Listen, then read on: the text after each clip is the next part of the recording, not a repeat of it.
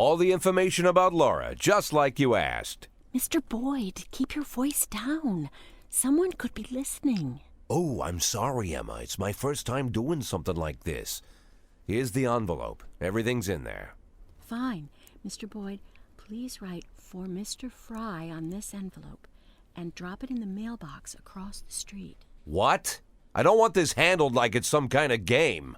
Mr. Boyd, those are the rules. Now please, lower your voice. Fine. Okay, Emma. I'll put this envelope in the mailbox across the street, just like you said. Wonder how that damn Mr. Fry is going to get an envelope out of the mailbox. Talking to yourself, Mr. Boyd? And we thought we'd have to catch you at the police station. But it turns out Jack Boyd has come down to meet us personally. Do you know why we're here, Mr. Boyd? I don't even know who you are. My name is Eugene Chaffee. I'm a businessman. Rather, a restaurateur. Although I usually tell everyone I'm a businessman. Which sounds better? Businessman or restaurateur? Oh, I think I've heard of you. You have a restaurant and a slaughterhouse. And you serve refried veal steaks. Well, refried veal steaks isn't my only business, but perhaps it's what I'm best known for. I thought it was time we meet, Mr. Boyd, and my friend here. I believe you're already acquainted. His name is Troy Starr. Never heard of him. So what do you want, Mr. Chaffee? Looking for a spokesman for your beef products? I recently changed my image and my hair. Eugene and I really want to help you, Mr. Boyd. Although after our phone call, I've had my doubts. I was making love to my wife, and you called me and told me to fuck myself. That kind of behavior is rude and inappropriate, Mr. Boyd. I didn't mean to offend you, Mr. Starr. Just thumbing my nose at that prick mayor of ours. You keep making love to your wife, or did I ruin the mood? There's a nice cafe around the corner. Spare us a couple of minutes of your time, Mr. Boyd. Lately, I've been so busy that I rarely get to sit and relax in such a nice place, and with such interesting company. Get to the point, Mr. Chaffee. I'm busy too. In fact, I think I hear some teenagers next door robbing and raping an old woman. Maybe she's your aunt. You see, Mr. Boyd. Good morning. What do you want? A big mug of beer. We don't serve big mugs of beer. Then a small mug of beer. We don't have beer in any size glasses. This is a family restaurant. Moms and dads come with small children. I can bring you a lollipop to suck on. Monica, where's your famous charm? Bring the gentleman a beer. I'm sure you've got a bottle under the counter. Check between the dead cats and the dried heads of your ex-boyfriends. This man, by the way, is your police chief.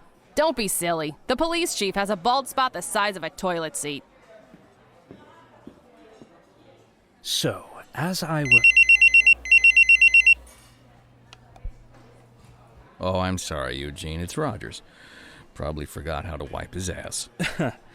When you're 82, Troy, you'll probably forget you need to wipe your ass at all. But very well, run along.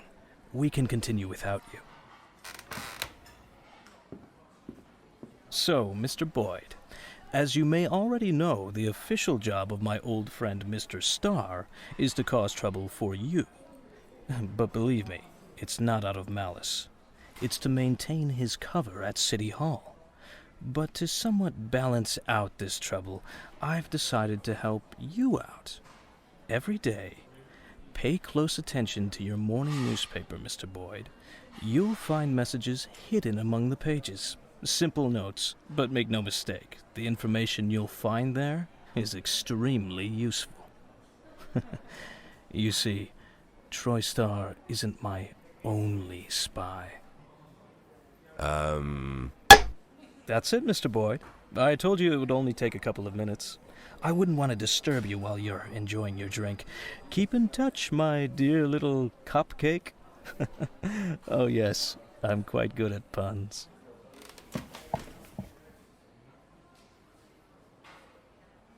Never imagined what meeting Robespierre would be like.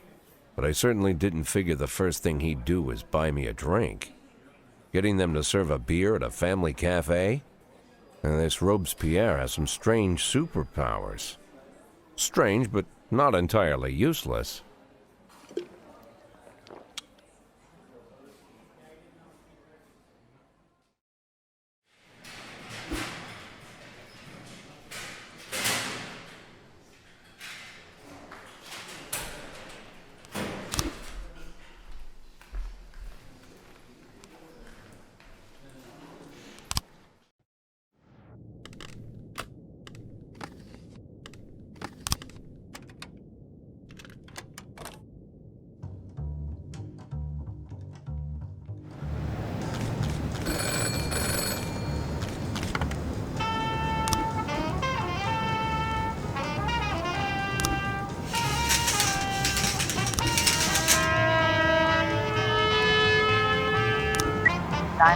In progress.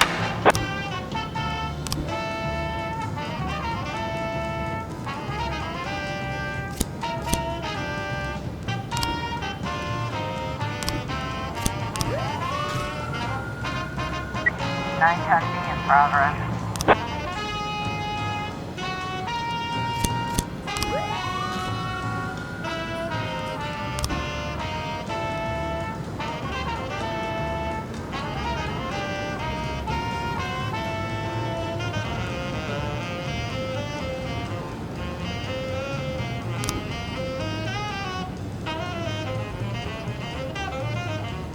We've got a situation here. 911.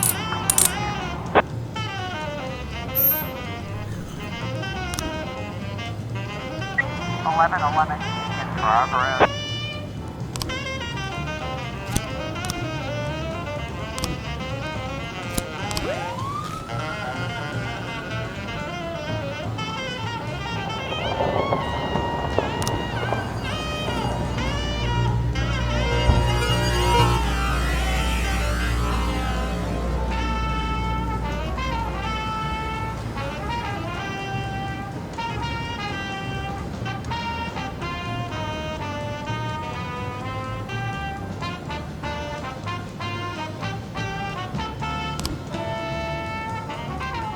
Nine can be complete.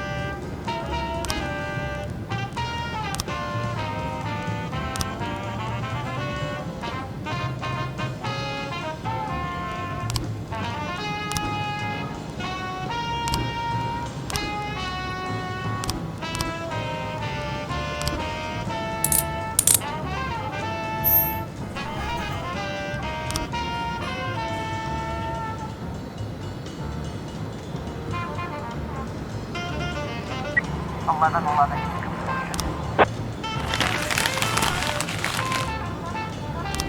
413 in progress.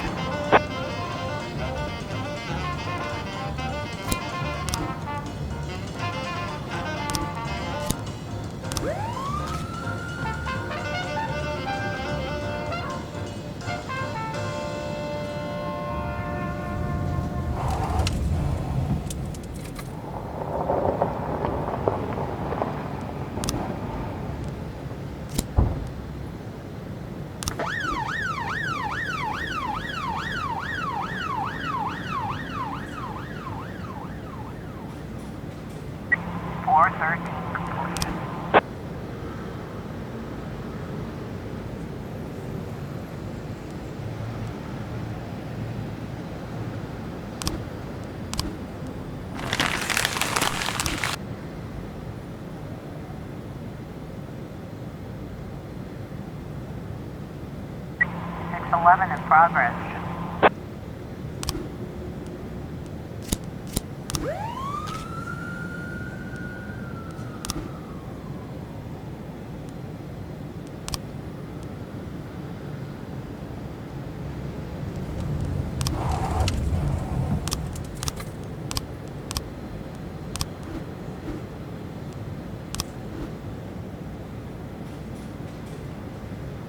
Eleven C in progress.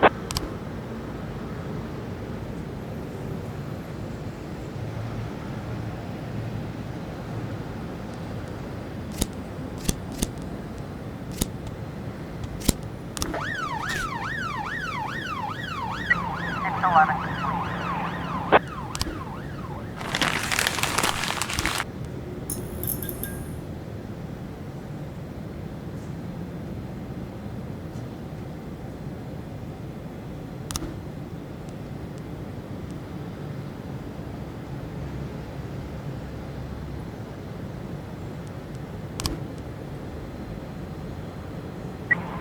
210 in progress.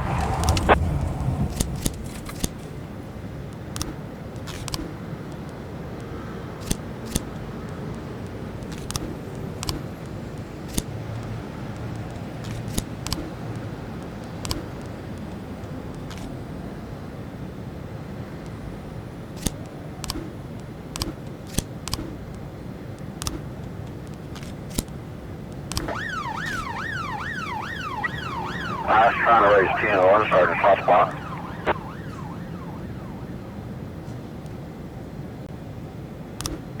Eleven C complete.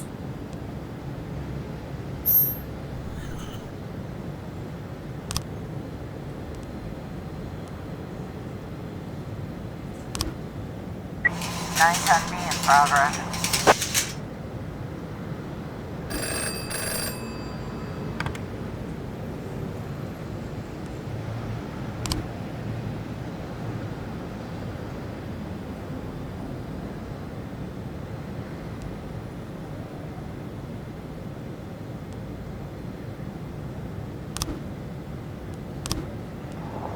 Two 10 complete.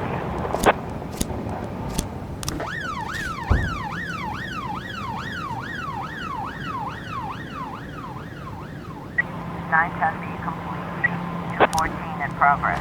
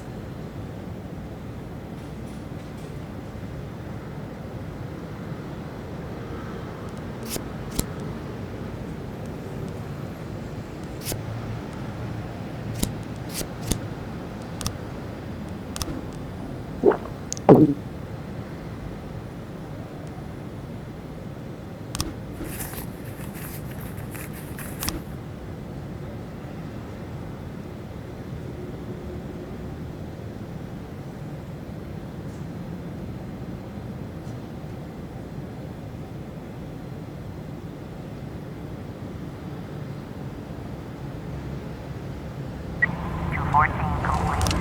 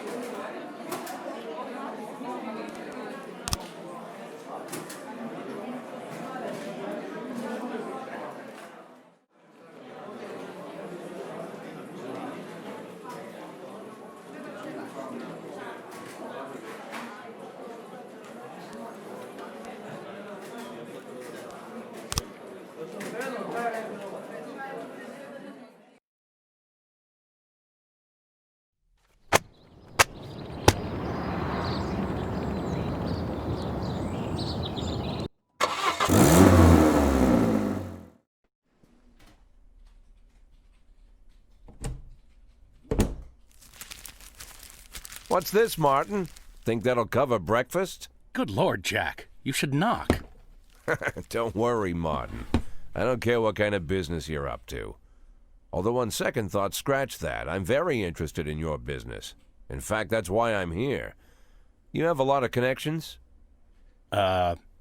Depends on what you need. I want to keep my job. I've got another 5 years in me at least. I want to prove my dismissal is illegal. You know someone who can help? Jack, are you sure you want to get involved in this fight? Martin, let's not, Got yourself a new toy? Oh, you noticed, Martin. Just like a teenager, always on the move. Yeah. Hello. Is this Mr. Boyd? Last I checked, who's this? And where did you get my personal number? When you work at the prosecutor's office, it's not too hard to find someone's phone number. The prosecutor's office? Just a second. Martin, out. I need to take this. But Jack, it's my office. Okay, I understand. I'll go grab an ice cream. As for your little problem, Jack, I think we can work something out. Give me a couple of weeks. Weeks? Jack, what you're asking is... Yeah, okay, I get it. Now get out already.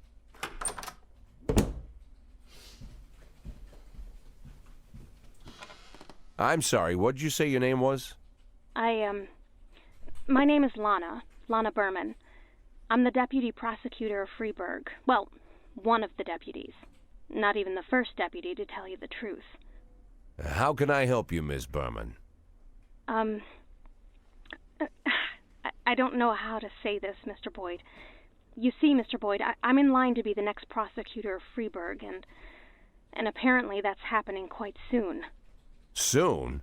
Shea Broom was just re-elected for a new term. Yes, but she'll be resigning in February.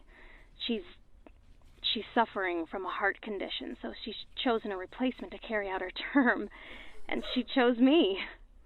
You have no idea of the scandal, Mr. Boyd. I've only been at the prosecutor's office for half a year, and she chose me. It's incredible. That really is unbelievable, Miss Berman. But what's it got to do with me?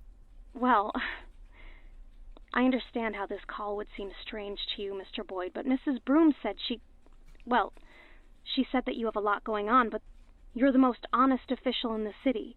And if I really want to change the city for the better, and I swear that's what I want, then I should meet you. I'm afraid Mrs. Broom was exaggerating. Oh, believe me, Mr. Boyd, Mrs. Broom is not one to exaggerate. I'm sorry, Mr. Boyd, I need to run. Do you mind if I call you later? Do I mind? Let me think.